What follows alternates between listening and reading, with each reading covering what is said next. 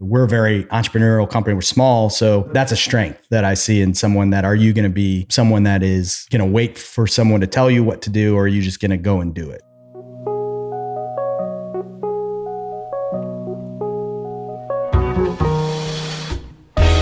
In college, drank Natty Light. I think when we would splurge, we would get a 30 rack of Busch Light. And I had a roommate that drank Sierra Nevada, and we're like, oh man, that's so bitter. How do you do that? So in Madison, great beer town. That's probably when I started getting a lot more. There was my friend Ari, who I mentioned, his apartment was above a brew pub called the Great Dane. So really started exploring, beer can be different. And where we lived in Chicago, there's a really great brew pub called Peace.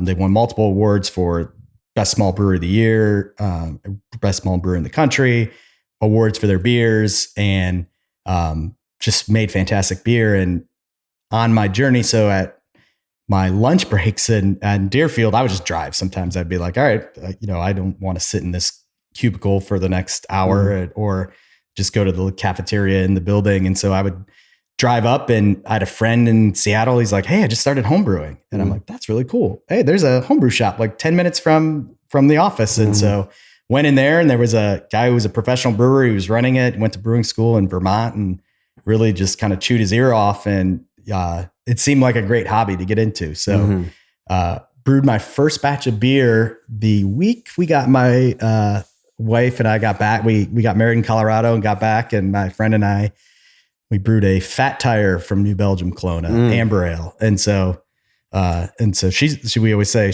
we've been together the entire journey. And so, as with any hobby, whether you're podcasting or I got into photography for a while, like, there's one little tool that makes it a little easier. So we went from making it on our stove to we bought the setup that we lived in a coach house in Chicago. So it's the house behind the like main house. So we actually had a courtyard between and storage underneath, which is kind of rare if you're living in the bigger city. And so we had all this equipment, and I just kept acquiring more equipment. And during this time, there's all these breweries opening up around Chicago, and they had the annual Craft Brewers Conference in Chicago. And so my friend and I were, at the time that I brewed with, we went out to the bars where they'd have the events and meet the different brewers, and just started really getting into this kind of hobby. And this is 2009, 2010. So this is really the start of this new American craft beer boom.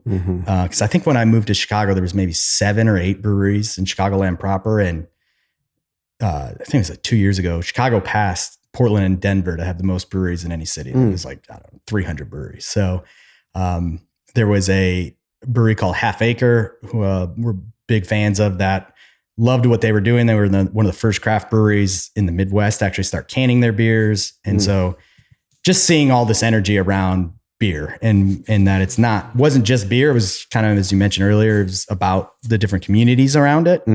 And my in-laws are from town in Northwest Indiana called Munster, and there's a brewery called Three Floyds there that throws this big party every spring called Dark Lord Day, where it's just like tailgating for a football game, but it's just beer people. So really kind of seeing this energy that I had never really seen before. And that's when I was working at a company. We were setting up nursing schools all over the country, and was getting really burnt out at that point. Because back in my head, it's always, I'm going to do something on my own eventually. I just got to figure out what it is. Yeah. And so seeing all these breweries opening up, my hobby, going back to, so my hobby of brewing beer, a lot of home brewers do this. They're like, okay, we're going to name our brewery, we're going to name our beers.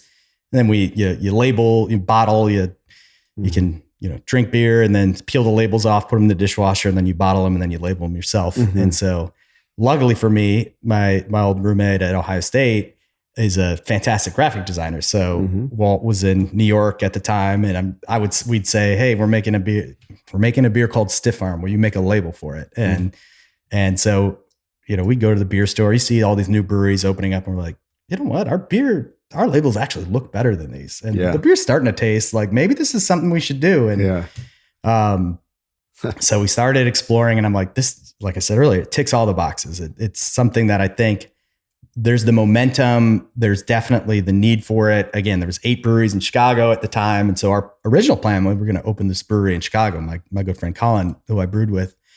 And then we were mentioned on some blog posts because like we kind of set out there and started talking to different people. And there was like 35 or 40 other breweries that were in planning in Chicago at this time. And we're like, that's a lot. And maybe this isn't the right place for us, but a lot of the theme of our homebrew beers and kind of the name of our homebrew brewery that was going to be the name of the brewery was Oval Brewing Company. So it was our nod to the central part of Ohio State's campus. We didn't want to call it like Buckeye Beer or something like that, but it's a nod to our alma mater.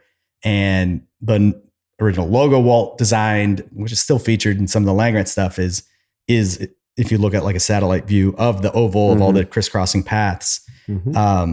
So it was a nice generic name. It could have fit in Chicago, but some of the branding, a lot of it had this kind of collegiate feel to it. So we would always come back to visit friends that stayed in Columbus after school. And it was about probably 2011 that we started seeing kind of this groundswell that we saw in Chicago of beer specific bars opening up. So Bodega in the short north, they kind of switched and added additional, they kept adding taps. You saw bars going from having 6 taps of beer that they had maybe Miller Lite, Coors Light, Bud Light, an import, Guinness, to actually carrying Sierra Nevada and carrying more Sam Adams and expanding, or going from 6 taps to 15 taps. And I think Woodlands was one in Grandview that was one of the first. And so that's what I witnessed kind of firsthand happening in Chicago, and then started seeing it here, and then started hearing rumblings of different breweries that were in planning. So this goes back, it was 4 String was the first that ended up opening. And while we're like, Columbus is the spot, like we both loved our time here. Walt grew up outside of Cincinnati. He was not liking his life he was in book publishing in New York. And we're like, I think Columbus is where we should do this. And, we kind of set out on that. And so my wife, Lauren, who now also works at the brewery, she knew, like she saw like, I'm going to, she knew that I wasn't going to be good climbing the corporate ladder, that eventually we'd go and start something. So there was a brewery in Chicago called Pipeworks. They're still around. They make great beer. They did this thing that I'd never heard of before. It was called Kickstarter, and they used that to raise money to start their brewery. And so their plan, they had someone that matched their Kickstarter. I think they raised $30,000. They had someone invest $30,000. They started their brewery with $60,000. And so we knew that was going to be a little different for us, but we're like, hey, let's do 30,000. So I had this agreement with Lauren. I go, we're going to try this. And we're going to say we're going to open in Columbus, Ohio. But we're going to be a production brewery, because if we're going to move to Columbus from Chicago and quit our jobs, like we got to make enough beer that we can make money on this thing.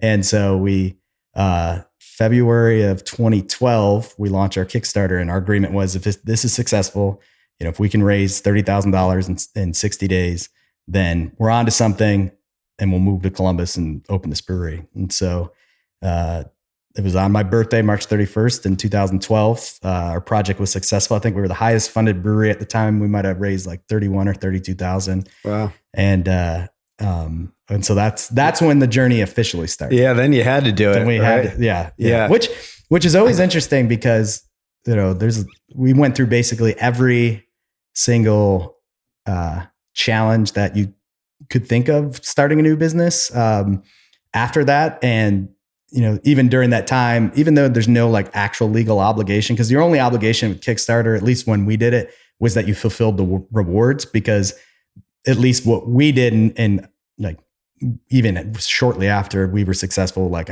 I don't know why anyone would Kickstart a business. Like it's it's a lot easier if you're like pre-selling a product or like a book or like funding a movie. Yeah, like you get something tangible. But we were having that to fund our idea, and then you got a pint or you got a t-shirt, and our top reward is you got your name on the can when we open. So so it's kickstarted by Chris and Denise Benner, my parents, Alice and Michael Keys, who are Walt's parents, and Phil Pikelny, who's a guy that used to work at the Dispatch, that thought it would be cool to have his name on our cans. And, didn't know who the hell he was. And, that's cool. So tell me about, then you picked Franklinton. I'd like to hear a little bit about, the thought process and what you saw here that had you, open up in this neighborhood. So we actually, Franklinton technically was our second choice. So we, talking about kind of the challenges. So we do the Kickstarter.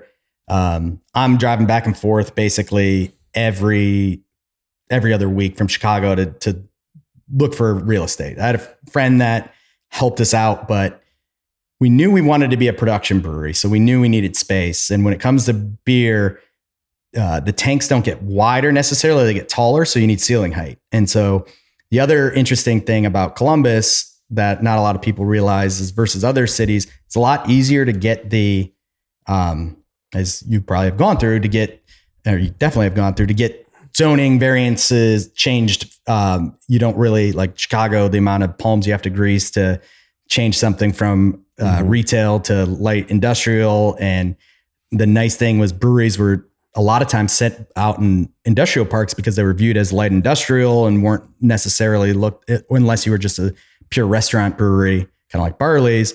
So we felt we had an opportunity that we could argue the economic benefit, or we could argue that we could fit in the neighborhood, still be manufacturing and production. We saw that happening. Like if you look at Great Lakes in Cleveland, they're in Ohio City, they're near West Side Market. They're right in a neighborhood, and the neighborhood maybe was neglected for a while, but the neighborhood grew up around the brewery. And we saw that in Chicago, Half Acre, the brewery I mentioned, they were in the middle of a neighborhood. You walk by, the big garage doors open up. And so it's kind of how manufacturing a lot of times was historically. It was still, it was still in downtown, in the city core, not out in these nameless, faceless kind of business parks or industrial parks. So we had that idea. And so we looked at basically any building. We looked where North High in Short North, where they ended up. We were basically 2 weeks too late. They had a letter of intent on that. And again, we were, didn't necessarily have, it was anywhere between 3,000 and 6,000 square feet. Where Arena Liquors in the Arena District, that was like an empty building. And so we looked at that building. We got very close, and it was owned by the Greek Orthodox Church, and they were kind of nervous about putting a alcohol brand like a brewery, and then they opened a liquor store. Put it in a liquor store, which was interesting. So I mean, basically, and so I'm like, just show me every building. I'll come down and look at it, because I'm not really sure what we didn't have the full concept of what it would be. And what really changed in Ohio in 2012, they changed a law that allowed breweries to have tap rooms. So before that, it was, you could do samples, but it wasn't really that tap room that face. You're either a brew pub or you're a manufacturing brewery that you could like serve samples. So that really changed. And that's why you see this big boom. So knowing that we wanted to be in the urban core, we wanted to be in a neighborhood. So we, basically looked at every single building, looked down in Franklinton, and it was over on Rich Street where, the sign company is now, and looked at that building, just didn't fit. It's too small. And so while this is happening, 4 String opened up, 7 Sun opened up, North High opened up, and they exploded and they ran out of space. So like 7 Sun in Columbus, they opened up in an old tire shop in Italian Village, and they're like, this will be enough space forever. And I remember reading the articles, and they were within 2 years, they were full. And so with that, we're like, we need to look bigger. We need to find 10,000 square feet.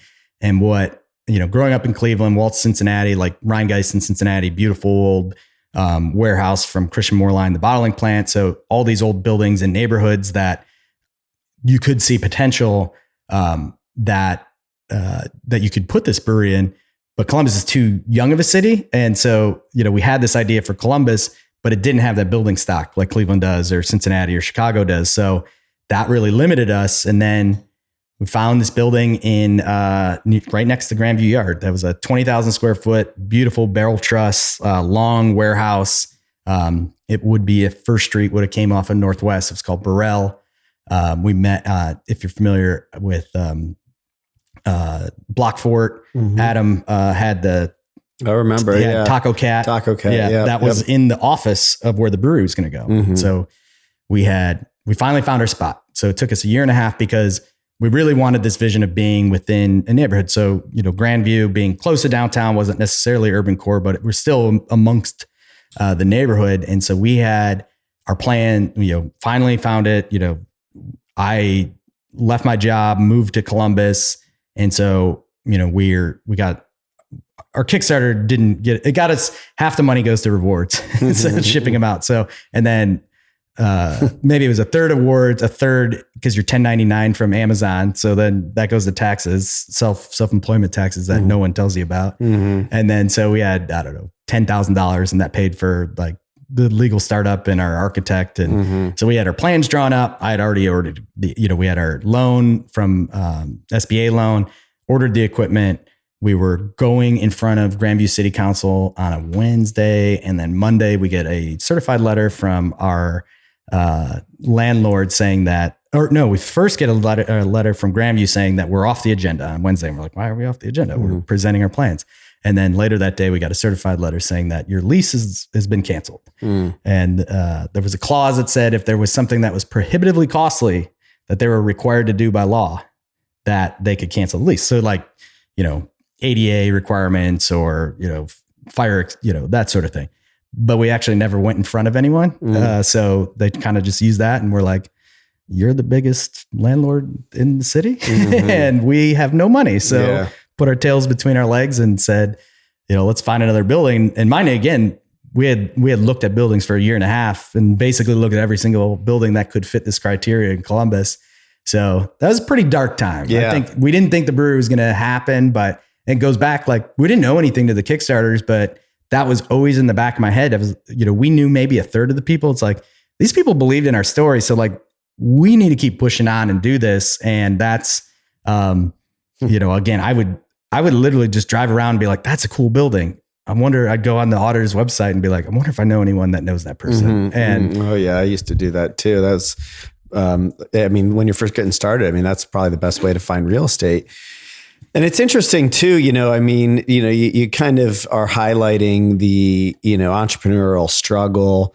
I think the Kickstarter thing is interesting. Not so much Kickstarter itself, but like there's some sort of, obligation, responsibility, something that has you go, I think like in Rich Dad Poor Dad, they say it's like you should, spend money so that you're motivated to make more, right? Like you have to have some sort of multiple motivations, right? Because now you've really found something you're passionate about, something you really want to do, and now you've got some people that have invested in you, and yet it's hard. The challenges come, right? You're just talking about finding a building. I'm sure there have been many, many, many, and continue.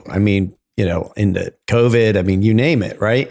So, I guess I'm kind of curious, just to hear you talk a little bit about, as an entrepreneur, and doing something that you're passionate about, talk about just like, you've landed here, you're successful, you've gotten over a number of humps, right? You probably, grow. And so there's always some fear and risk out there, but just kind of like, I don't know, maybe sum it up a little bit, that journey for you, what it's like. I don't think people really always understand, kind of the fullness of the journey. Yeah, that's a great point. And I think even how we've looked at it. So I asked Walt, I'm like, hey, do you want to do this? Like my friend Colin, he's in Cleveland now, didn't want to follow to Columbus and start. He had a baby and they had a different thing. And Lauren and I were like, we don't have kids. So let's try this. Yeah. Like if we lose out, we lose out. But I think there are a couple of things, and I've had to remind employees about this, that,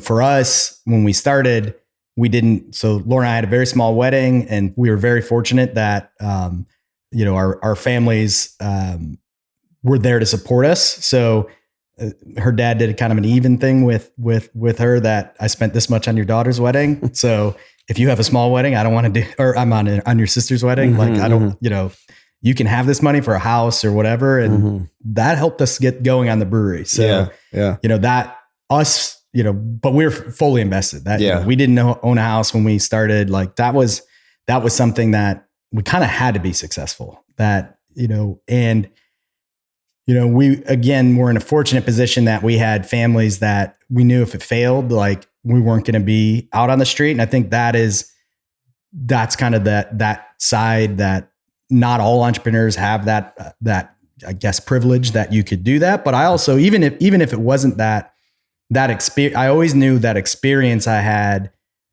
if I had to go back to corporate America, if someone didn't hear me like talk about what I learned or went through, that would be that's a great story. That's something that if, other entrepreneurs or folks, when I'm looking at different types of roles, like that's something, we're a very entrepreneurial company. We're small. So that's a strength that I see in someone. That are you going to be someone that is going to wait for someone to tell you what to do, or are you just going to go and do it? Yeah. So I think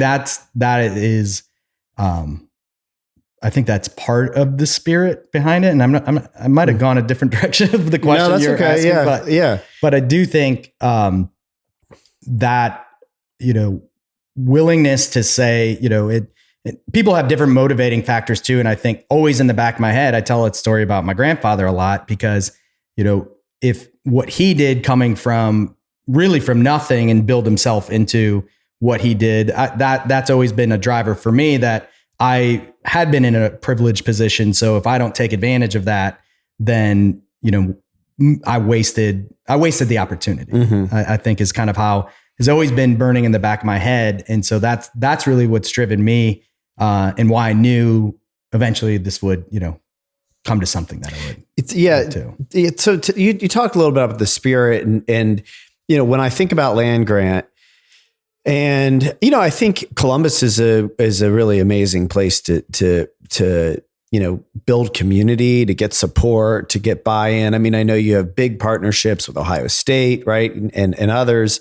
I see, over the years, you've done stuff with Jenny and right. I mean, people want to collaborate, but they want to collaborate, not just because they're Midwestern or they're from Columbus, or that's the spirit of Columbus, because there's like a like-minded, energetic thing there that people connect to. And what's fascinating, and I've we're like in the business of building communities, right? But whether it be the podcast or anything that we do, events, what you try to do is really something more than what your core business is, right? We're not just trying to, build apartments for people to sleep in and places for people to work. We're actually trying to give them something that's, connecting and enhancing their life and the neighborhood and the city, right?